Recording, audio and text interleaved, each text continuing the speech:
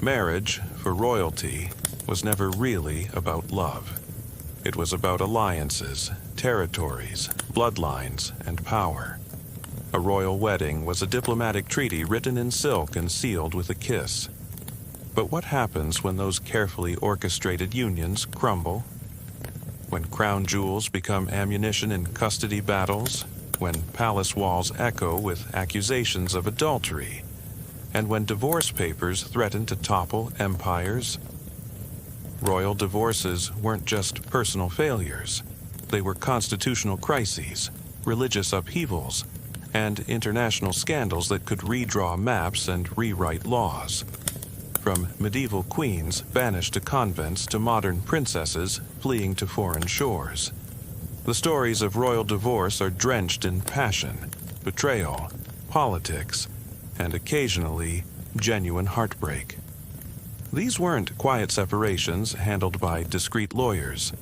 They were spectacular public meltdowns that entertained the masses, horrified the church, and gave gossips enough material to last centuries. And the consequences? Sometimes they changed the course of history itself. The most scandalous royal divorces share certain ingredients.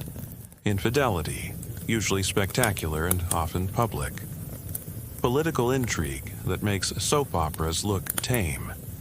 Religious authorities clutching their pearls and threatening excommunication. International implications that could spark wars or topple governments. And always, always, the insatiable appetite of the public for intimate details about the private lives of those who claimed to rule by divine right. But these stories aren't just royal gossip. They're windows into their eras, revealing the tensions between tradition and progress, duty and desire, public obligation and private happiness. They show us how marriage laws evolved, how women's rights progressed, and how the concept of monarchy itself adapted to survive in changing times.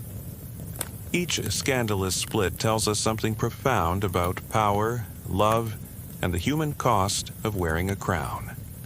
Let's begin in medieval England, where the concept of royal divorce was so revolutionary it literally split a kingdom from Rome and created a new church.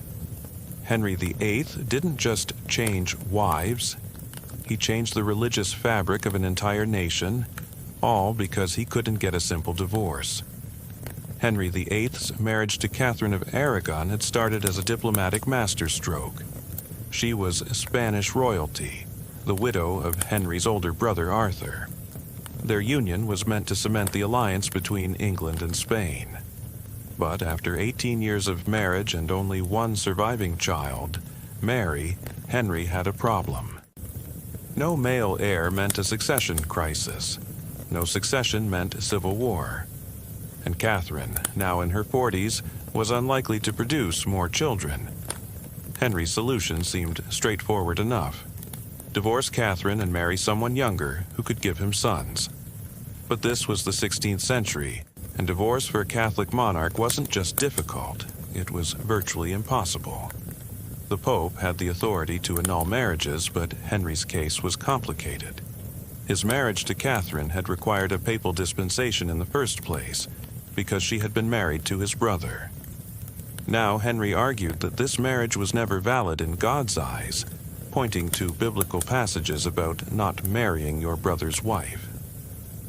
But Catherine fought back. She was no meek victim. She was the daughter of Isabella and Ferdinand of Spain, rulers who had expelled the Moors and unified their kingdom. She had been raised to be a queen, and she wasn't about to give up her crown without a fight. Catherine maintained that her marriage to Arthur had never been consummated, making her marriage to Henry legitimate. She appealed directly to her nephew, the Holy Roman Emperor Charles V, who happened to be the most powerful man in Europe and could pressure the Pope.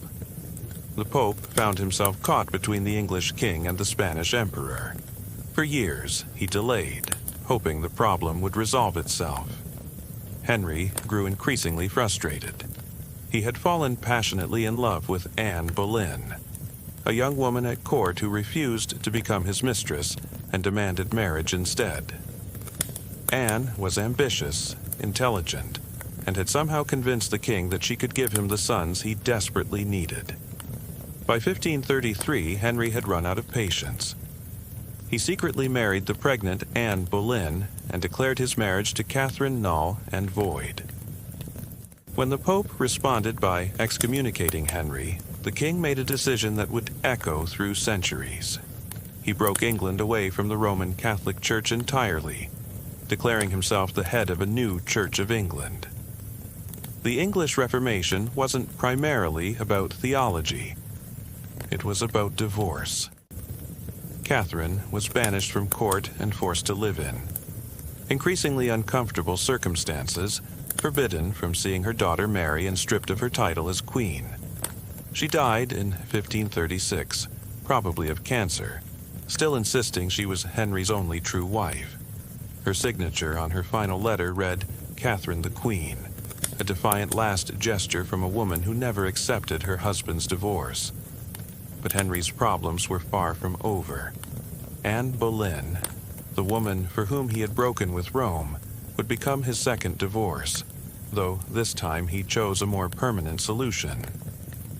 When Anne failed to produce a male heir, and Henry tired of her sharp tongue and political meddling, he had her arrested on charges of adultery, incest, and treason. The evidence was almost certainly fabricated, but it gave Henry the excuse he needed.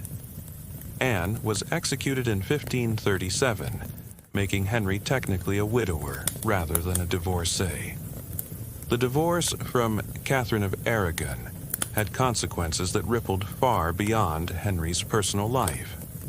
It fundamentally altered England's relationship with continental Europe, strengthened Parliament's role in government, and established a precedent for royal marriages being subject to political needs rather than papal approval. It also meant that Henry's daughter Mary, when she later became queen, would spend her reign trying to restore Catholicism and earn the nickname Bloody Mary for her persecution of Protestants. Henry would marry 4 more times, executing another wife, Anna Howard, and outliving 2 others. But it was his first divorce that proved most consequential. By choosing personal desire over religious obedience, Henry VIII created a new model for royal marriage, one where political expediency could override sacred vows. It was a dangerous precedent that would haunt monarchs for centuries to come. The reverberations of Henry's marital chaos continued through his children's reigns. Mary's attempt to restore Catholicism led to religious persecution and political instability. Elizabeth I, Anne Boleyn's daughter, chose never to marry at all, perhaps having learned from her father's example that royal marriages created more problems than they solved. The Virgin Queen turned her unmarried status into a political weapon, keeping potential suitors and enemies guessing for decades. Moving forward in time, we find that royal divorce didn't become any less scandalous as the centuries progressed. If anything, as literacy rates increased and newspapers became more widespread, royal marital failures became even more public and entertaining for ordinary citizens. The advent of the printing press meant that royal scandals could now reach every corner of a kingdom within days rather than months. One of the most spectacular royal divorce scandals of the 18th century involved Caroline of Brunswick and the future King George IV of England. Their marriage was doomed from the moment they met. George had been forced into the union to secure a parliamentary grant that would pay off his enormous debts. He was already secretly married to a Catholic widow, Maria Fitzherbert, a union that was illegal under English law but which he considered valid in the eyes of God. When Caroline arrived in England in 1795, George was reportedly so disgusted by her appearance and hygiene that he immediately called for brandy. Caroline, for her part, found George fat, drunk, and thoroughly repulsive.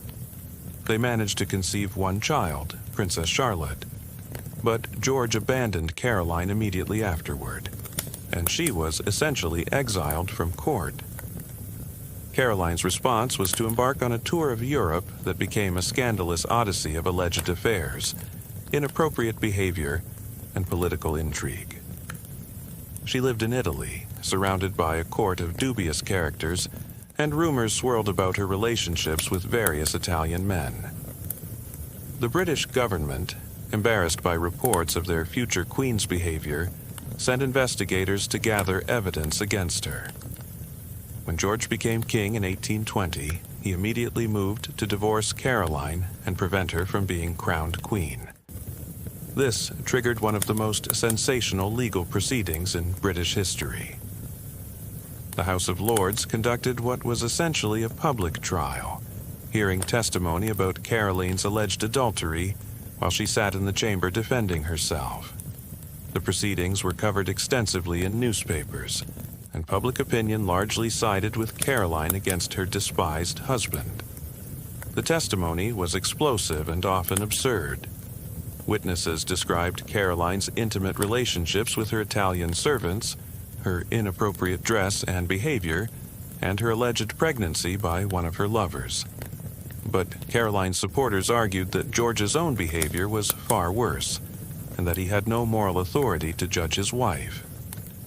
The king's abandonment of Caroline, his own bigamous relationship with Maria Fitzherbert, and his numerous affairs made him a hypocrite in the eyes of many. The divorce proceedings ultimately failed. The government couldn't secure enough votes in the House of Lords to convict Caroline, and the Prime Minister feared that pursuing the matter further would provoke riots. Caroline remained technically queen, though she was barred from George's coronation in a humiliating scene where she was turned away from Westminster Abbey's doors. She died a few weeks later, possibly of poisoning, though more likely of natural causes exacerbated by stress and poor health. The Caroline affair demonstrated how royal divorces had become public entertainment, with newspapers providing detailed coverage that would be familiar to anyone who has followed modern celebrity scandals. The British public's fascination with Caroline's case also showed how royal marriages were increasingly seen as fair game for public judgment rather than private matters of state. But perhaps no royal divorce in history has been more thoroughly documented, analyzed, and mythologized than the breakdown of the marriage between Charles, Prince of Wales, and Diana Spencer in the 1990s. Their story represents the collision between ancient royal traditions and modern media scrutiny, between duty and desire, between fairy tale expectations and very human reality. The marriage had begun as a supposed fairy tale. Diana was young, beautiful, and aristocratic enough to be acceptable to the royal family while still being relatable to ordinary people. The 1981 wedding was watched by 750 million people worldwide, and Diana quickly became the most photographed woman in the world. But behind the public facade, the marriage was troubled from the start.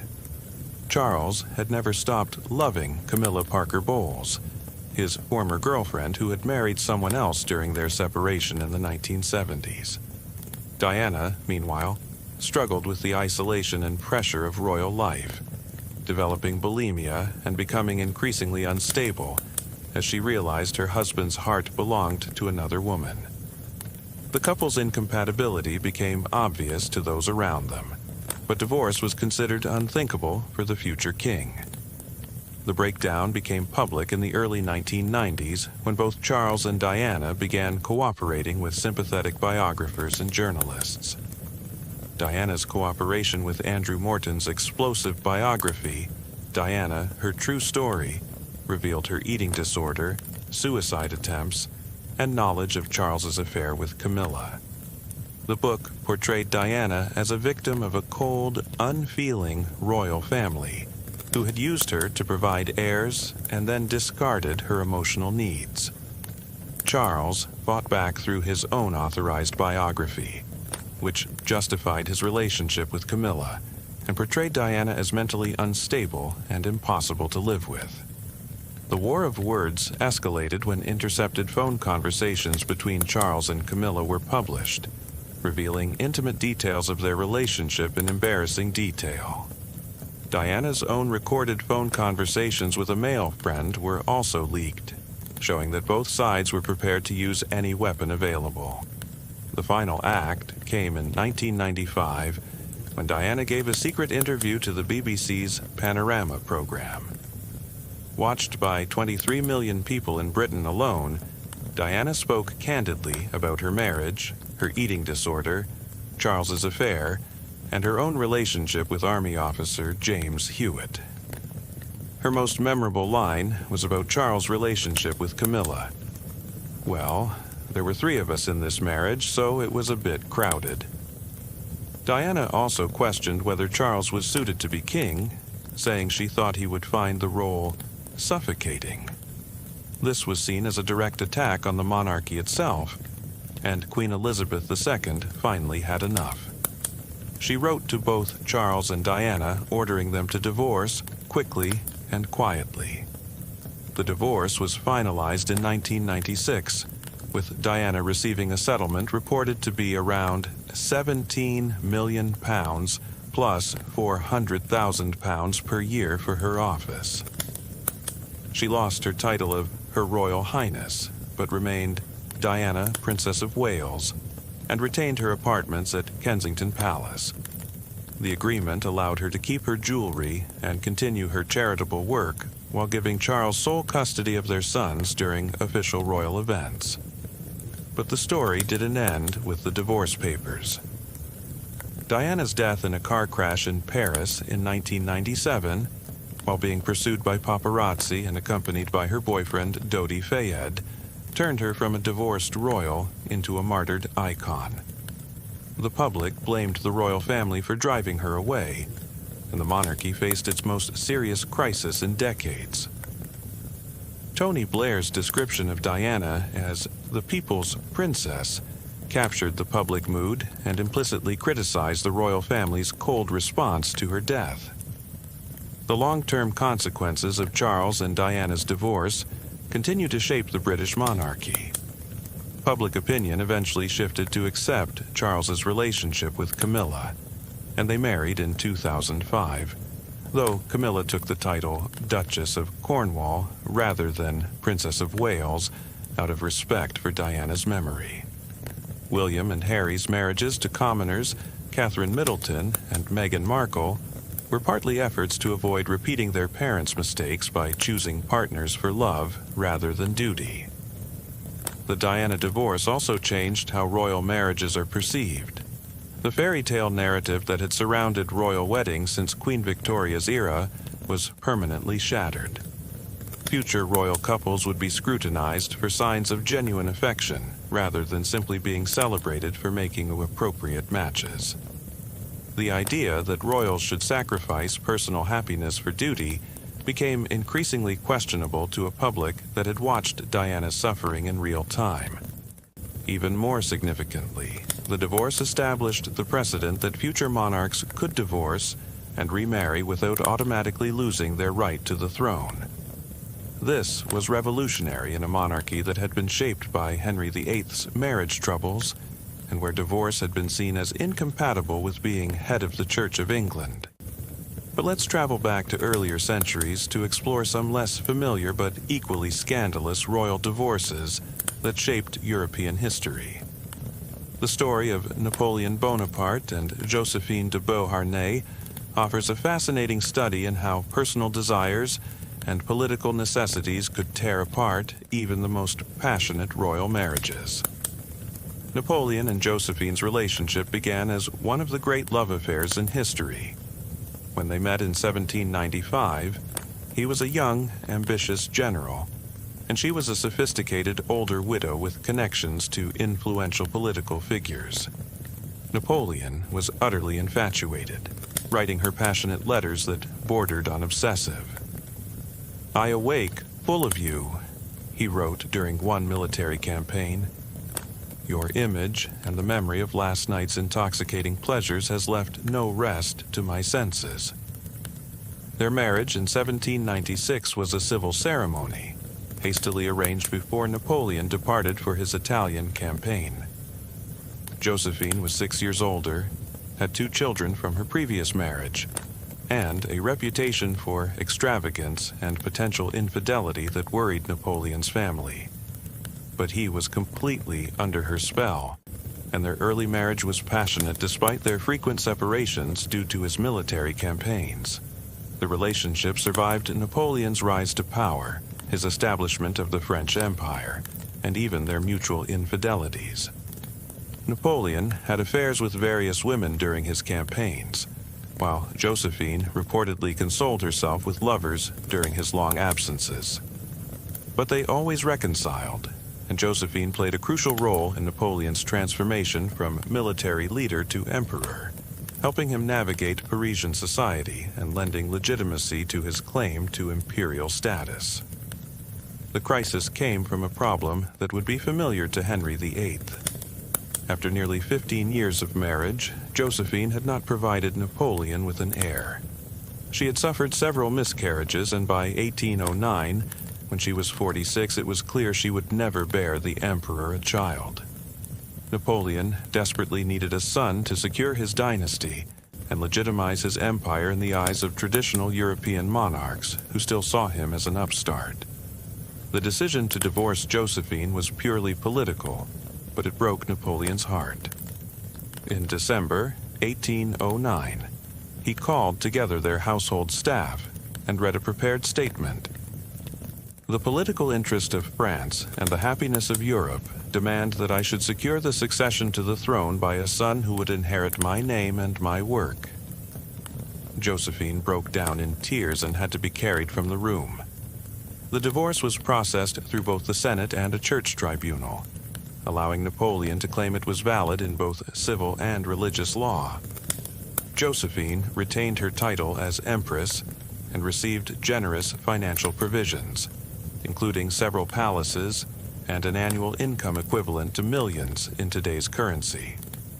She also kept her position in the imperial court and maintained a relationship with Napoleon's family, particularly his stepchildren Eugène and Hortense, whom he had adopted. Napoleon immediately began negotiations for a new marriage that would cement his position among European royalty.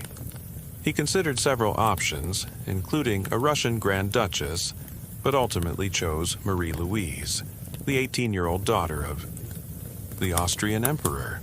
The choice was particularly satisfying because Austria had been one of Napoleon's most persistent enemies, and marrying into the Habsburg family represented the ultimate acceptance of his legitimacy.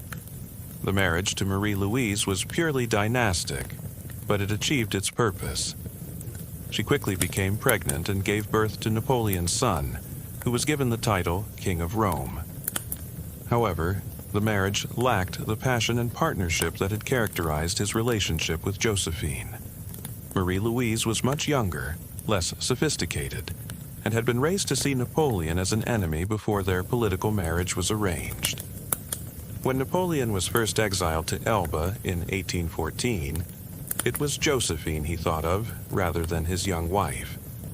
He reportedly considered visiting her during his brief return during the 100 Days, but Josephine died of diphtheria in May 1814, before he could see her again. Napoleon's reaction to news of her death revealed the depth of his continuing attachment. "She truly loved me," he said, comparing her favorably to Marie-Louise, who had quickly accepted the restoration of her father's rule and showed no interest in supporting her exiled husband. Marie-Louise never saw Napoleon again after his final exile to St. Helena. She returned to Austria, was granted the Duchy of Parma, and eventually remarried an Austrian count. Their son lived until 1832, but never ruled anything more significant than the Duchy of Reichstadt. The divorce that Napoleon had hoped would secure his dynasty ultimately proved irrelevant when his empire collapsed. The Napoleon-Josephine divorce illustrates how even the most powerful rulers could be trapped between personal desires and political necessities. Napoleon's empire was built on military success and personal charisma, but maintaining it required the traditional legitimacy that came from dynastic succession. The irony is that his divorce from Josephine, intended to strengthen his position, came just as his empire was beginning to crumble due to overextension and the resistance of other European powers. Moving into the 20th century, we encounter royal divorces that were shaped by new technologies, changing social attitudes, and the increasing democratization of European societies. The abdication crisis of 1936, when King Edward VIII gave up the British throne to marry American divorcee Wallis Simpson, was technically not a royal divorce, but was certainly the result of previous divorces, and had similar constitutional implications. Edward's determination to marry Wallis Simpson created an unprecedented crisis because she was not only American and common-born but twice divorced. British law and Church of England doctrine made it impossible for the king, as head of the church, to marry a divorced woman whose previous husbands were still living.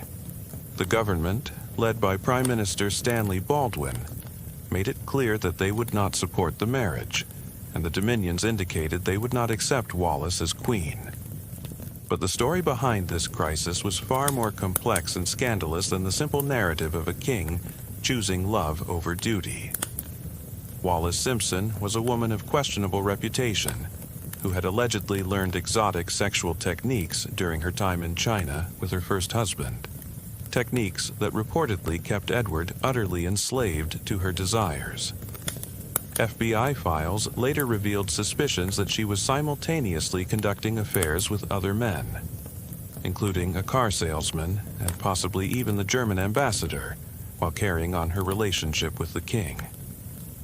The relationship had begun in 1931, when Edward was still Prince of Wales, and Wallis was married to her second husband, Ernest Simpson. Edward became obsessed with her, showering her with jewelry worth millions in today's currency, including pieces from the royal collection that technically belonged to the crown. He would telephone her multiple times a day, rearrange his schedule to accommodate her wishes, and neglect his royal duties to spend time with her. What made the situation even more scandalous was that Edward's infatuation was widely known within British high society, European royal circles, and international diplomatic communities, while being kept secret from the British public through a conspiracy of silence by the British press. Foreign newspapers and magazines regularly featured stories about the prince's American lover, complete with photographs of them on Mediterranean cruises and at house parties, while British citizens remained largely unaware that their future king was emotionally and sexually enslaved to a twice-divorced foreigner. The constitutional crisis deepened when it became clear that Edward was sharing state secrets with Wallis, who, in turn, was sharing them with her other lovers and possibly foreign agents. Government ministers discovered that confidential documents were being left at Wallis's home, where they could be accessed by anyone in her social circle. The security implications were staggering, particularly as tensions with Nazi Germany were rising, and Britain's intelligence services were becoming increasingly concerned about German espionage activities. Edward's decision to abdicate rather than give up Wallis was presented as a great love story, but it was also a constitutional revolution. For the first time in British history, a monarch had voluntarily given up the throne for personal reasons. The precedent was particularly significant because it established that royal duty could be set aside for personal happiness, a concept that would influence later generations of royals facing similar choices. The couple's subsequent marriage and life in exile was less romantic than their supporters had hoped. Edward became the Duke of Windsor, but was essentially banished from Britain and excluded from royal duties. Wallis was never granted the title Her Royal Highness, a slight that embittered Edward for the rest of his life. Their marriage lasted until Edward's death in 1972, but it was marked by increasing irrelevance and occasional embarrassments, including their flirtation with Nazi Germany during the 1930s and 1940s. Their wartime behavior was particularly scandalous. The couple visited Hitler in 1937, with photographs showing them giving what appeared to be Nazi salutes. During World War II, while Britain fought for its survival, The Windsors lived comfortably in the Bahamas, where Edward served as governor but spent most of his time complaining about his treatment by the royal family and his wife's lack of recognition. Secret documents later revealed that the Germans had plans to restore Edward to the throne if they successfully invaded Britain. And there were serious questions about whether the Duke would have cooperated with such a scheme. Wallis's behavior during their marriage also proved problematic. She was demanding, extravagant, and often cruel to Edward in public, treating him more like a servant than a husband. She conducted flirtations with other men throughout their marriage, most notably with the American millionaire Jimmy Donahue, a relationship that humiliated Edward and led to bitter public arguments. The woman for whom Edward had given up the throne seemed increasingly unworthy of the sacrifice he had made. The Simpson affair also revealed the power of modern media to influence royal crises. The British press initially cooperated with government requests to suppress coverage of Edward's relationship, but American newspapers and newsreels covered the story extensively. This meant that while most British subjects were unaware of the crisis until the final week, the international community was watching every development. The age of truly private royal scandals was ending. When the story finally broke in Britain, it dominated newspaper headlines for weeks. The public reaction was mixed, with some supporting Edward's right to marry for love, while others were horrified that he would abandon his duty for a foreign divorcee. The crisis revealed deep divisions in British society about marriage, duty, class, and the role of the monarchy in modern life. It also demonstrated how quickly royal scandals could now spread globally, creating international diplomatic complications that previous generations of monarchs had never had to consider. Perhaps the most scandalous royal divorce of the 20th century, however, belonged to Princess Margaret, Queen Elizabeth II's younger sister, whose marriage to photographer Anthony Armstrong Jones ended in 1978, amid rumors of affairs, financial problems, and incompatible lifestyles. Margaret's marriage to Armstrong Jones, who became Earl of Snowdon, had been controversial from the start. He was not aristocratic by birth, worked in a creative profession that many royals considered slightly disreputable, and had a bohemian lifestyle that included relationships with both men and women. But Margaret, who had been forced to give up her first love, Group Captain Peter Townsend, because of his divorce, was determined to marry for love rather than duty. The backstory to Margaret's marriage was itself a scandal that had rocked the monarchy in the 1950s. Her relationship with Peter Townsend, a Battle of Britain hero who served as her father's equerry, had been passionate and genuine. Townsend was 16 years older than Margaret, divorced, and had 2 children from his previous marriage. When their romance became public knowledge in 1953, it created a constitutional crisis reminiscent of the Edward VIII situation.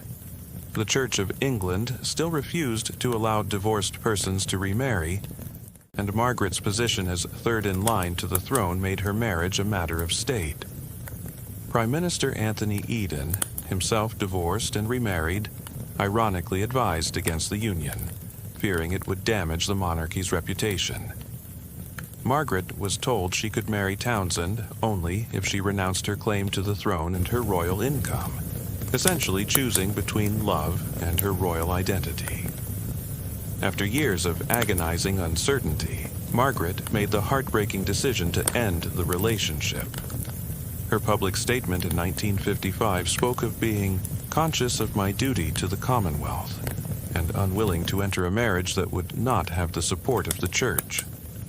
But privately, she was devastated, and the sacrifice left her bitter and rebellious for the rest of her life. When she met Tony Armstrong Jones in 1958, Margaret was still emotionally vulnerable from the Townsend affair. Armstrong Jones was charming, talented, and represented everything that royal life was not. He was artistic, unconventional, and moved in circles that included actors, musicians, and bohemian intellectuals. For Margaret, who had been raised in the rarefied atmosphere of royal protocol, his world offered an intoxicating taste of freedom. Their courtship was conducted in secret, partly to avoid media attention, but also because both were involved with other people at the time. Armstrong Jones was having an affair with a married woman, Jackie Rufus Isaacs, while Margaret was still occasionally seeing Peter Townsend and had begun a relationship with Billy Wallace, a wealthy playboy who had proposed to her several times. The marriage began promisingly enough. Snowdon was talented, charming, and brought a much-needed injection of creativity and modernity into the royal family. Their wedding in 1960 was the first royal wedding to be televised, and they became symbols of the swinging 60s, representing a more relaxed and contemporary monarchy. They had 2 children, David and Sarah, and for several years seemed to embody a perfect combination of royal dignity and modern style. But beneath the glamorous surface, the marriage was profoundly troubled. Margaret had been raised to expect deference and constant attention, while Snowdon valued his independence and continued working as a photographer even after his marriage. Both were temperamental perfectionists with explosive tempers. Both were capable of cutting cruelty when their pride was wounded, and both began having affairs almost immediately after their wedding. Snowdon's infidelities were numerous and often humiliating for Margaret. He had relationships with models, actresses, and socialites, sometimes conducting them so openly that they became the subject of gossip columns. He was particularly drawn to strong, independent women who contrasted sharply with his increasingly dependent and difficult wife.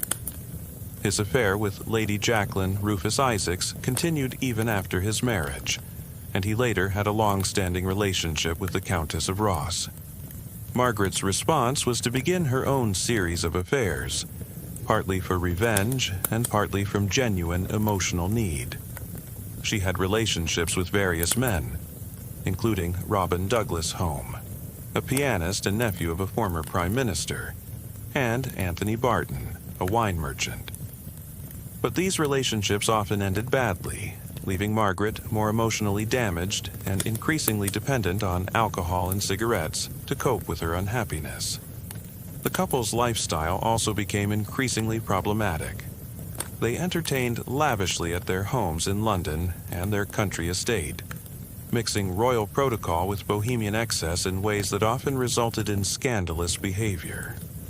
Margaret's drinking became legendary, and she was known for staying up until dawn at parties, often making inappropriate comments or causing scenes that had to be covered up by palace staff. Snowdon's behavior was equally problematic in different ways. He was often absent from royal duties, pursuing his photography career or his various affairs.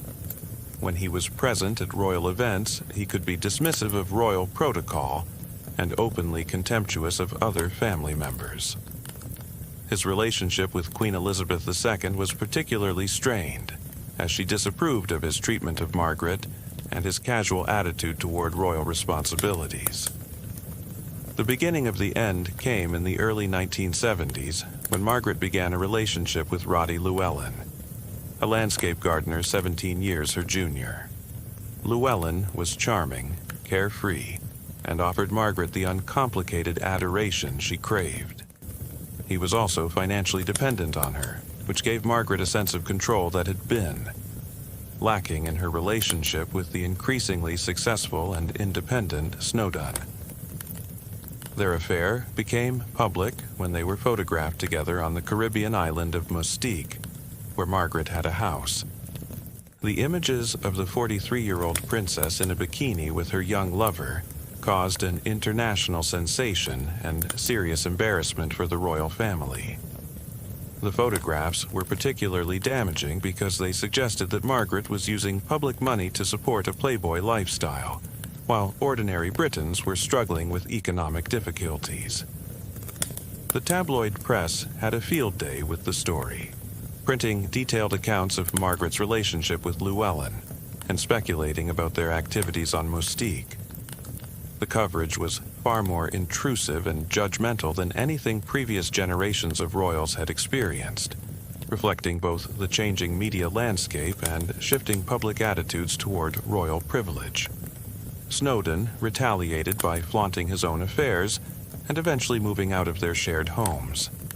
He began a serious relationship with Lucy Lindsay Hogg, a television producer, and made little effort to hide their involvement.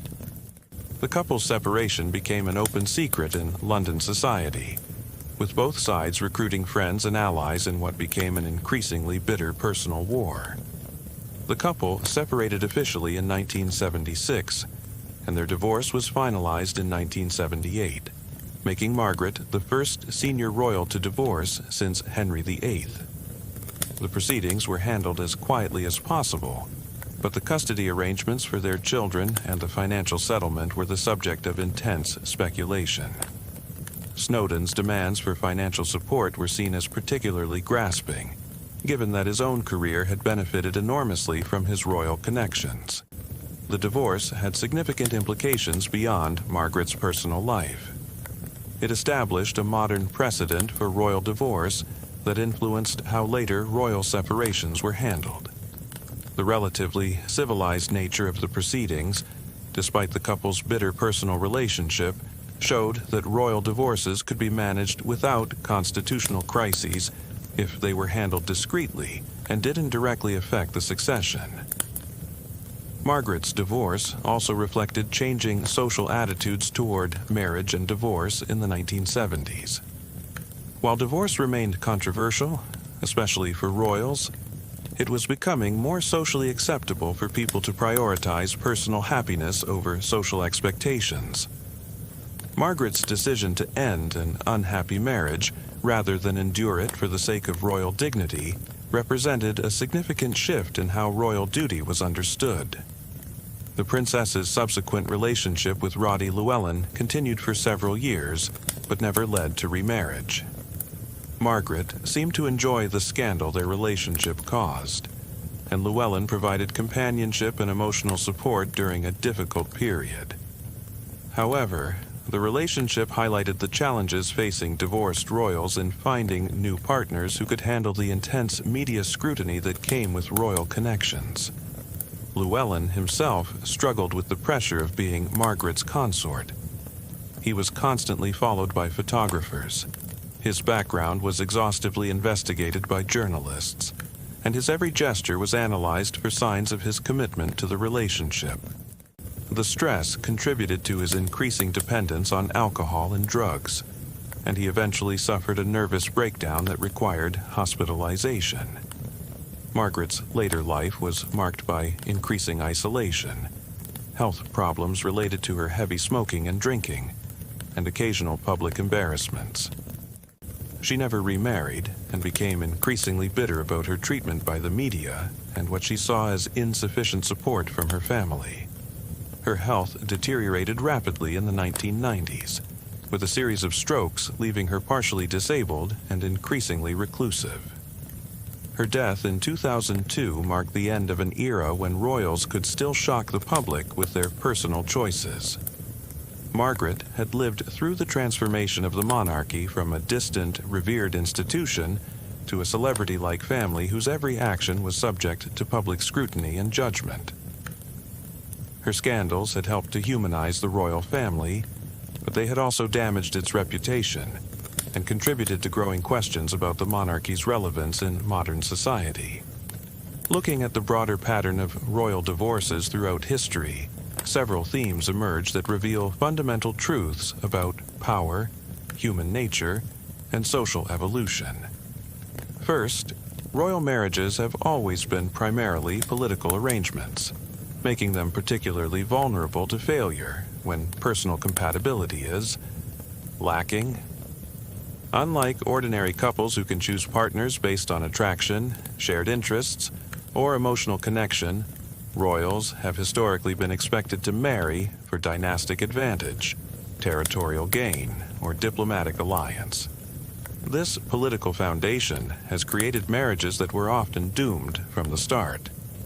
When young people are essentially sold to foreign strangers to cement treaties or secure succession, The resulting relationships frequently lack the emotional foundation necessary to survive the pressures of royal life. The miracle is not that so many royal marriages have failed, but that any have succeeded. Second, the consequences of royal divorce have consistently extended far beyond the individuals involved, often reshaping laws, religious practices, and constitutional arrangements.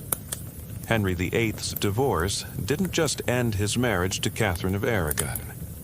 It severed England's relationship with Rome and established the precedent for royal supremacy over religious matters.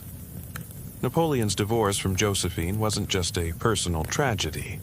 It represented the tension between romantic love and political necessity that would define modern European politics. Each royal divorce has forced societies to confront fundamental questions about the nature of marriage, the source of political authority, and the relationship between personal happiness and public duty. These questions have no easy answers, which is why royal divorces have consistently generated such intense public interest and political controversy. Third, the role of public opinion in royal divorces has grown increasingly important as literacy, democracy, and media technology have developed. Henry VIII could break with Rome and divorce Catherine of Aragon with relatively little concern for public opinion. But by the 20th century, royal divorces required careful management of media coverage and public relations. The transformation of royal divorces into public entertainment began with the development of the printing press and accelerated with each new communications technology. By the time of Charles and Diana's divorce, every detail of their marital breakdown was dissected by television cameras, tabloid newspapers, and eventually the internet. The couple's private pain became public spectacle, consumed by millions of people who felt entitled to judge their most intimate decisions. This public scrutiny has created new pressures for royal couples. They must not only navigate the normal challenges of marriage, but do so under the constant gaze of media outlets that profit from their failures. The knowledge that every argument, every indiscretion, every moment of unhappiness might become headlines has added a layer of stress to royal marriages that previous generations could hardly have imagined. Fourth, royal divorces have often served as catalysts for broader social change, challenging traditional attitudes toward marriage, divorce, women's rights, and the nature of royal duty. Each scandalous split has reflected and accelerated changing social norms about personal autonomy versus institutional obligation. Margaret's divorce in the 1970s came at a time when women were increasingly asserting their right to personal fulfillment, rather than simply accepting their assigned roles. Her decision to end an unhappy marriage and pursue relationships that brought her happiness, regardless of public opinion, represented a form of feminist assertion that resonated with women facing similar choices in their own lives. Similarly, Diana's public discussion of her eating disorder, depression, and marital unhappiness helped to destigmatize mental health issues and challenge the expectation that women should suffer in silence. Her willingness to fight back against the royal family's attempts to control her narrative inspired countless women to speak out about their own experiences of emotional abuse and institutional pressure. Fifth, the most scandalous royal divorces have typically involved a combination of sexual scandal, financial impropriety, political intrigue, and religious controversy. The divorces that have captured the most public attention have been those where personal failings intersected with broader social and political tensions. The Caroline of Brunswick affair was scandalous, not just because of her alleged adultery, but because it occurred at a time when British society was grappling with questions about women's rights, moral authority, and the legitimacy of the monarchy itself.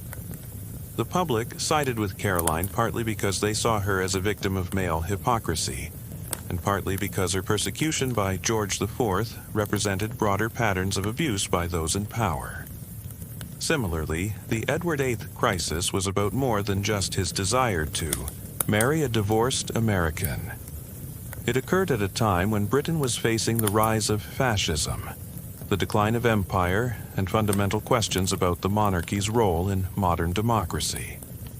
Edward's abdication represented both a personal choice and a constitutional revolution that reflected broader anxieties about tradition versus modernity.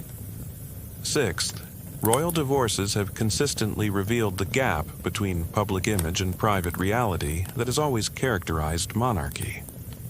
The fairy tale narrative of royal marriage has never matched the complex human reality of relationships conducted under intense pressure, scrutiny, and institutional constraint. This gap has become increasingly problematic as media coverage has become more intrusive, and public expectations have become more demanding. Modern royal couples are expected to embody perfect love while navigating arranged marriages, to maintain dignity while under constant surveillance, and to represent timeless values while adapting to rapidly changing social norms. The strain of maintaining this impossible balance has contributed to the breakdown of numerous royal marriages. Couples who might have found ways to accommodate their differences in private have been unable to do so under the relentless pressure of public expectations and media scrutiny. Modern royal families have learned to manage the risk of divorce scandals through several strategies that reflect hard-won wisdom from previous generations' mistakes. Longer courtships and premarital counseling are now standard, as is greater freedom for royal children to choose their own spouses. The days when royal marriages were arranged purely for political advantage are largely over, replaced by a system that attempts to balance personal compatibility with dynastic needs. The acceptance of divorce and remarriage within royal families has reduced the constitutional drama that once accompanied royal marital breakdown. When Prince Charles finally married Camilla Parker Bowles in 2005, the event was handled as a civil ceremony, followed by a religious blessing, avoiding the constitutional issues that would have arisen from a full church wedding. The public reaction was largely supportive, suggesting that attitudes toward royal divorce have fundamentally shifted. Professional support systems have also been developed to help royal couples navigate the unique pressures of their positions. Marriage counselors, media advisors, and mental health professionals are now routinely available to royal family members, representing a significant departure from the sink or swim approach of previous generations.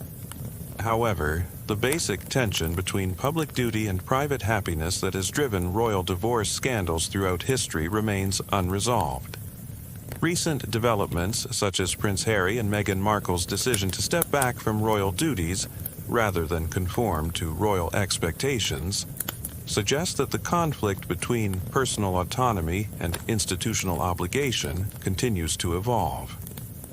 Their departure from royal life can be seen as a form of divorce, not from each other, but from the institution of monarchy itself.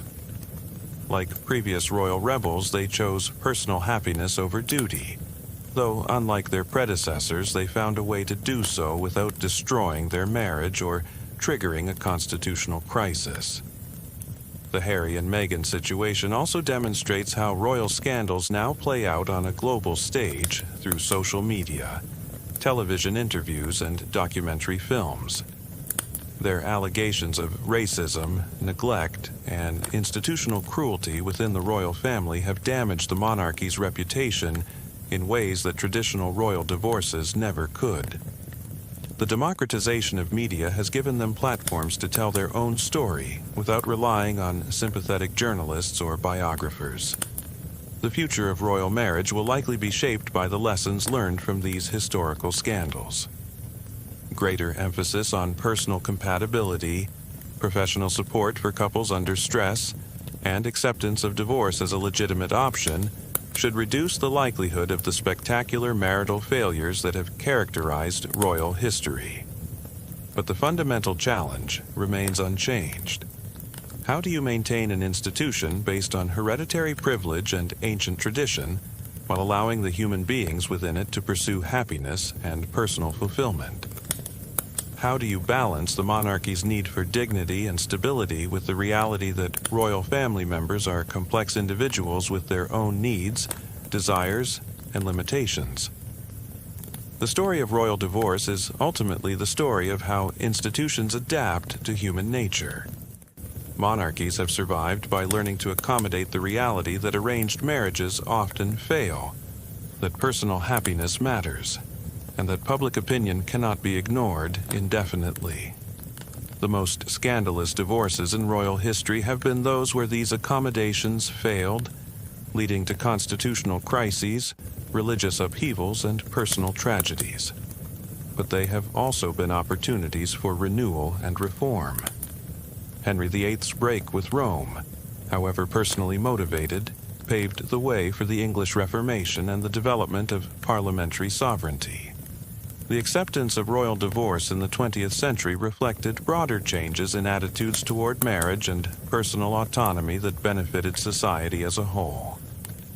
Napoleon's divorce from Josephine, tragic as it was personally, demonstrated that even the most powerful rulers must sometimes choose between love and duty. His decision to sacrifice personal happiness for political necessity ultimately proved futile when his empire collapsed, suggesting that there are limits to what can be achieved through purely rational calculation. Margaret's divorce showed that royal women could assert their independence and pursue personal happiness even at the cost of public scandal and family disapproval. Her willingness to endure criticism for her choices helped to establish the principle that royal duty should not require the complete sacrifice of individual autonomy. Diana's divorce demonstrated the power of media narratives to shape public opinion and force institutional change.